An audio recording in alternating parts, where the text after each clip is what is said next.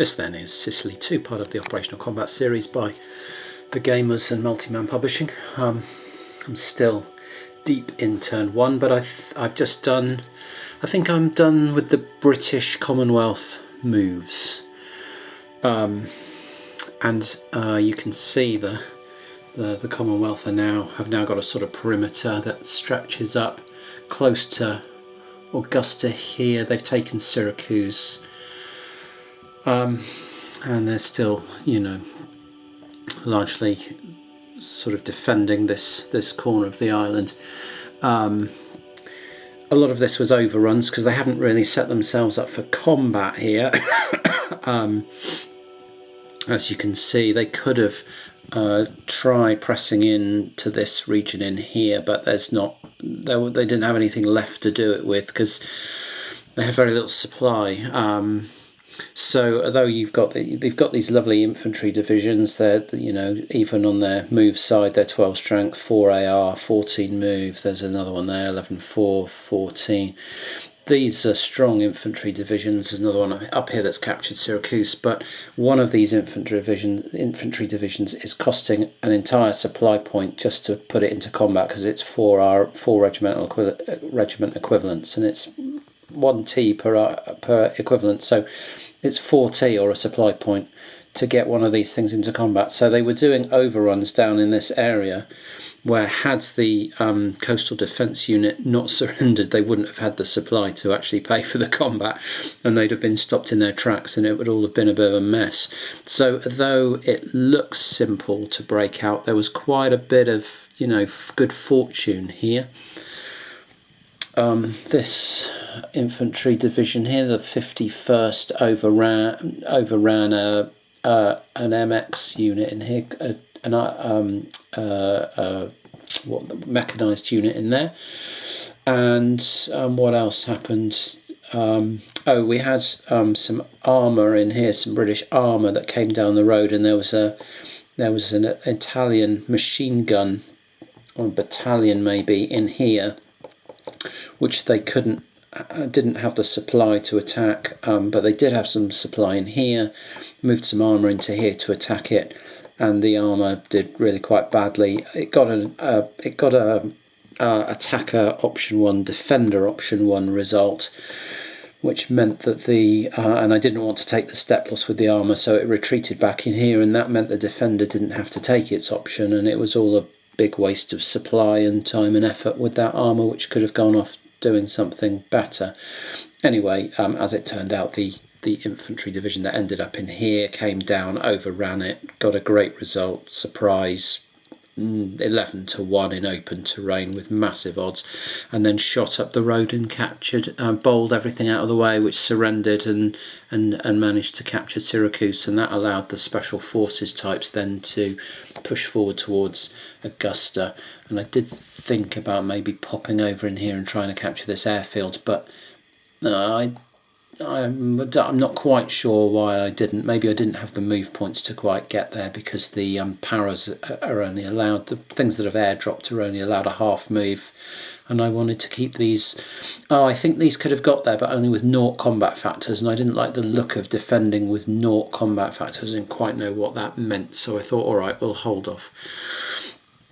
But we have taken the road. We have kind of blocked off any attempt to counterattack, because we've got sort of river hexes to defend along here, and rough terrain, and it all looks pretty solid. So that's the moves done. Like I say, we've not really left ourselves any combats to fight, but now I've got the US to do, to see if they can replicate these results.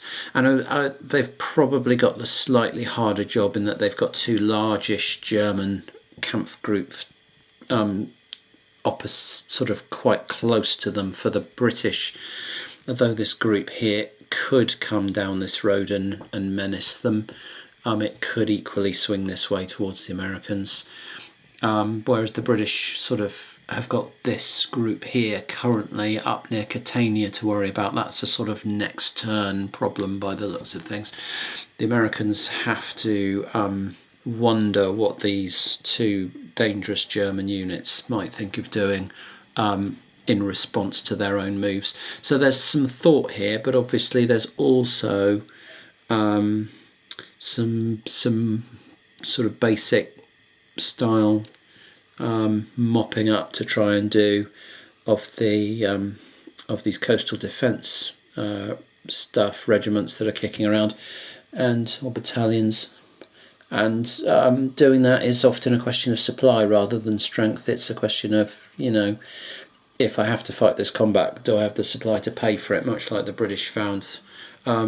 So yeah, they're going to have to ride their luck a little bit here, but it'll take me a while to get through it. We'll see how they get on.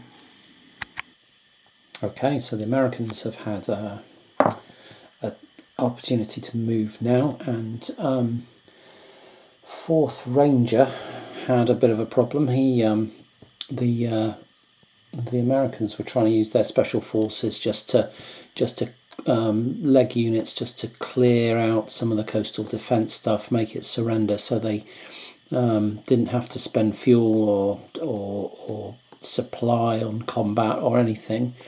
And unfortunately, 4th Ranger ran into a coastal defence unit that was only strength 2, but it decided to stick around and fight, and then had an absolutely terrible surprise roll. I think rolled a 3, and got surprised with a 4-column shift against him, and ended up in a 1-4 combat in open ground, which in OCS is really not good news at all, and promptly got wiped out. So we've had the first Allied casualties, which was poor old 4th Ranger down here, got mugged by some coastal defence forces that really shouldn't have been there. Obviously walked into an ambush, so that was a bit unpleasant. And then to follow up on that, these guys here, I think the 2nd 66th or the 2nd Armoured, they then fired up their engines and rolled along the road to wipe out this pesky coastal defence unit, which I think was in here. And they got forced back with a terrible result again. Didn't manage to get surprised. The overrun didn't work. Well, they had to fight the combat, and then they got a option 1 either side and didn't want to take the losses, so they retreated back. And finally, I think these guys bowled through and wiped them out with a massive surprise result and a massive overrun and something like an 11-1 attack. It ended up being something silly like that. Anyway, but yeah, a rather heroic defence of Gela by a coastal defence force that were obviously forewarned by the paras dropping into the 82nd Airborne trying to parachute into the town. So yeah, the defence of Gela was somewhat problematic. That's cost us a regiment of 82nd Airborne and the 4th Rangers to take that. So that wasn't great. The rest of the sort of landings and so on went smoothly.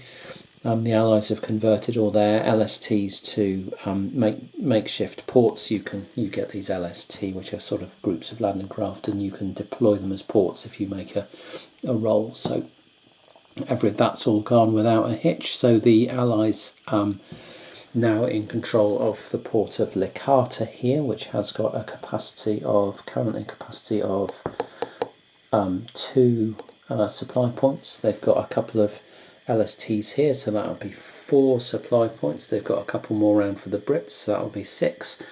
And they've captured Syracuse as well, so that would be 8. They've got some little 1T ports as well if they wanted to use them. But anyway, they've got 8 supply points worth of ports, and they've got a shipping capacity of 8 supply points. So that's pretty good. That's quite healthy for them, pending the sort of German-Italian response here, because it also all looks a little bit frail. The British position less tenuous because of the distance between them and the sort of opposition, but the Germans here might prove problematic for this American force. However, I've just sent some tactical and strategic bombing missions in. So we did tactical bombing in here, and we strategic bombed a couple of airfields but both reduced to level, and we caused 3 step losses worth of losses on Italian aircraft rather than good German stuff, but useful to do nonetheless. It's stuff out of the way, and yeah, so you can see we've got a DG stack here, which will just reduce the potency of this group slightly. I haven't even looked what's in it, but that will provide a little bit more security to the American troops down here.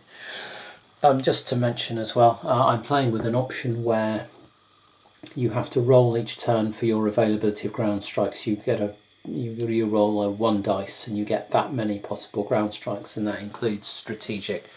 That includes barrage against facilities missions, like against airfields and ports, as well as ground strikes against combat units.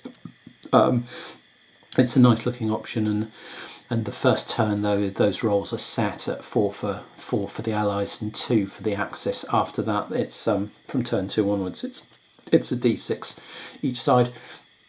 So the Allies have used their 4 ground strikes, 2 tactical, 2 against facilities, and we're through the turn, largely because the supply phase was very quick. Everything's next to deployed LSTs or on rail lines, blah blah blah blah, a very small area. If we go down here, there was no reaction because there are currently no reserve markers available to either side. They come in on turn 2, so we didn't have any of this stuff. Neither side had ventured into the realms of, well, certainly the Americans and the Commonwealth, neither had put themselves in a position to run regular combats. We had no exploitation again because we've got no reserve markers, and we had no combats to get exploit results. And then you're into cleanup. So whoosh, we suddenly went through all these phases very quickly, and we are into the Allied portion of turn 1, which is great. So now I've got to see where they're at, see what got DG'd in here, and see what kind of plan we can come up. Are they going to push forward up against the Allies, or are they going to try and find defensible terrain to dig in behind? You can't create hedgehogs in this game, but are they going to try and find those river lines and so on that they could perhaps defend, rather than pushing up and counter-attacking immediately? So not quite sure the answer to that yet. Going to have a look at the map, and just up over here, here's the current Axis losses. Most of those are coastal defence units. There are some Italian non-coastal defence units in there, and three, as you can see, 3 aircraft from the Italian Air Force. Okay, cool. So into the Axis portion of turn 1.